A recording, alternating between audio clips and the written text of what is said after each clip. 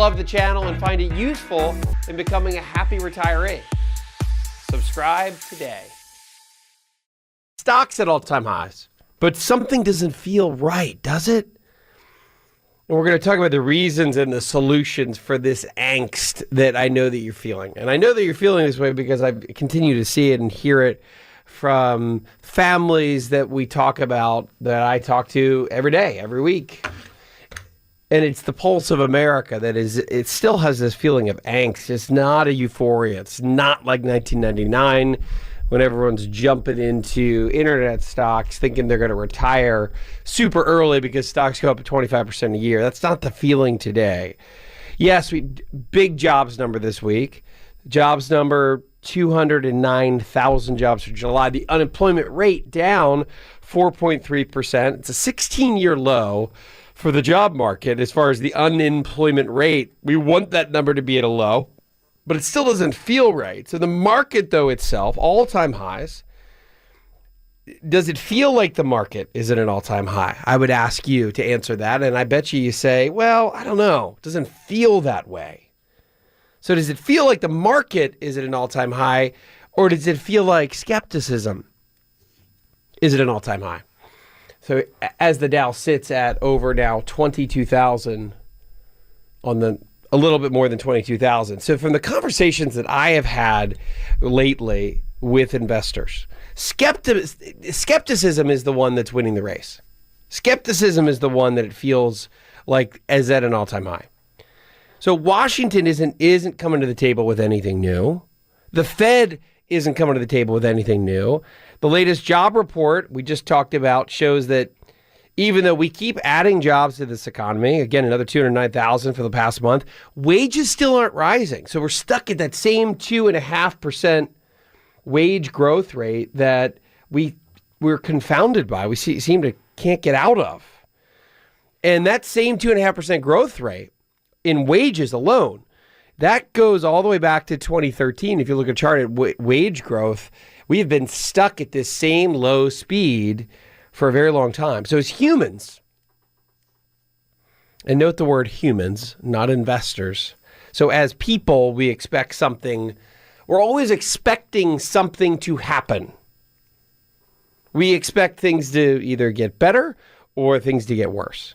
And when we're subject to this slow growth malaise, day after day, week after week, month after month, year after year, I call this the 39 miles per hour economy.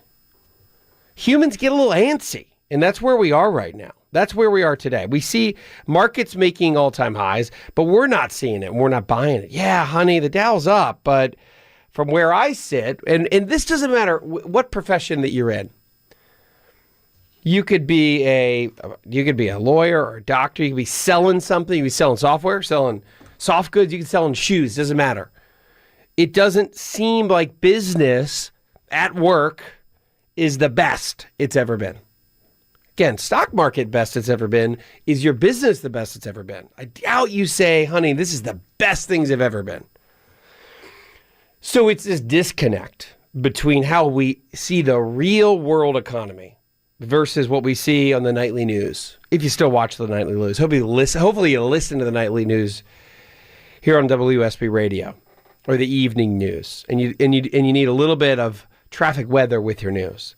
So versus the disconnect here, real world economy versus the stock market, and that's where we invest in the real world to harness the collective power of the economy. That's why we invest to begin with. That's the whole reason we're doing this. But all of this disconnect, that's what makes us a little bit skeptical, or maybe a lot skeptical, suspect, uncomfortable. And I think that's the state that so many Americans are in today. Just uncomfortable with the disconnect of a great market, honey, and just an okay real world economy. Now, enter in all the market-related catastrophes that we've both lived through. And we've lived through a bunch of this in the past 17 years. 2000, 2001, 2002, 2007, 2008, 2009. That's a lot of that period of time was spent in, doldrums would be a light way to put it. 2008 doesn't seem like that long ago when there was a fear that every bank in America was underwater. Wasn't that long ago. It feels like yesterday for most of us. And that uncomfortability and that sense of disconnect, that just makes us plain nervous.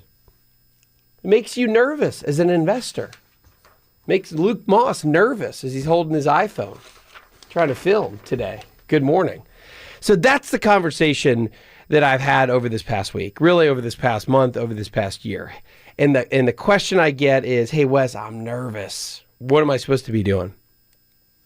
Now you enter in, and there's a lot to be nervous about because you enter in the months that we're headed, now that we're in August, and we're headed into September, and we're headed into October.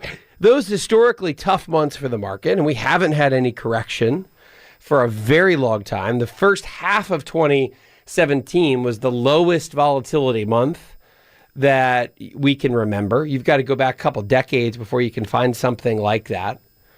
And then the disconnect between how the economy is, where the market is, and this 39 mile per hour economy. If you haven't heard the analogy, we have had this steady growth rate of over 3% a year. Let's call it 3.1% to be exact for almost 50 straight years.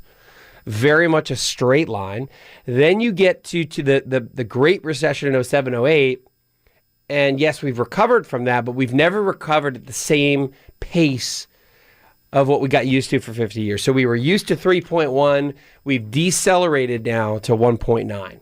That might not sound like a lot on paper. Hey, let's round that off, Wes. Isn't that just 3 to 2? Is it really a big a deal? Well, really, it's 3.1 to 1.9. It's a 35% reduction. If you're used to driving 60 miles per hour and you've done that for the better part of a one-day trip, and all day long you've driven 60 miles an hour and you're almost home, you're 100 miles from home, and now a governor comes on your car and says, boom, 39, that's all you can go for the remainder of the trip. You're going to get antsy. You're going to get frustrated about how slow that feels relative to what you're used to. And that's where we are today. Now you enter in, what are some of the other factors that contribute to our angst in America? How about the rising cost of healthcare? I think that's one of them.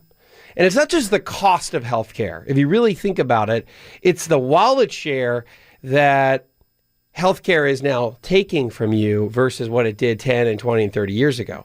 That wallet share, partially is because the number of procedures and tests and all the new things that have been introduced, those have skyrocketed. It's not just the cost. How about the dual income trap? Since 1975, and this is something that doesn't ever get reported on, the Equal Credit Opportunity Act was passed in 1975. That essentially encouraged dual income households. Can you believe before that act in 1975, you're trying to go get a mortgage, husband and wife, and banks didn't have to count the wife's income? In 1975, the Equal Credit Opportunity Act essentially said, no, you got to look at both incomes here in America. And that provision was a gigantic change in family economics. And then if you look at how that's played out over the years, we have more and more dual income households than we've ever had. And what does that do? On the surface, it sounds great, but it's also created a greater risk that somebody in the household loses a job. So it's not just one person anymore, it's two people. And if it takes two to make the mortgage payment, now all of a sudden there's a higher probability that one of those two jobs goes away. We've increased housing prices. We now have people have bought in neighborhoods and the average home prices continue to accelerate. And now all of a sudden the risk though in the economy that somebody loses that job, the family economic risk is higher than it used to be. Student loans of $1.3 trillion. Let's call that an anvil around the neck of so many when you're getting started in the real world. You can take a risk going out and starting a new business. And you already have a $1,000 a month student loan payment.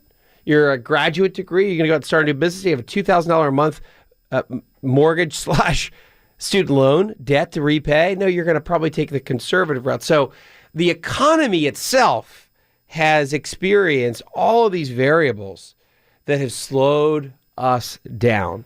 And it's creating this angst. And I want to talk about some of the solutions. If you're a nervous investor, and I know you are, that's the collective voice of what I've heard over the last several months that we're going to talk about some of the ways you can think about this economy moving forward and what you should be doing as an investor.